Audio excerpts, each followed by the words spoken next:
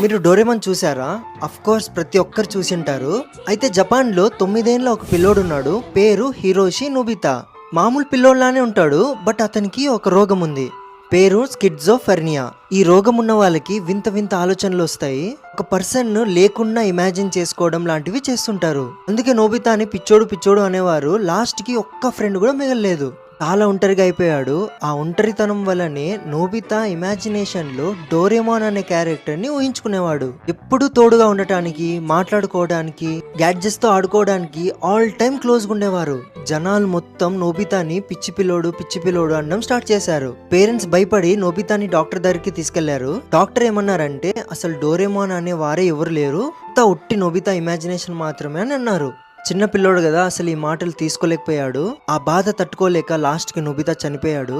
చనిపోయే ముందు ఏమన్నాడంటే అసలు నన్ను యాక్సెప్ట్ చేయని ఈ ప్రపంచంలో నేను ఉండదలుచుకోవట్లేదు అని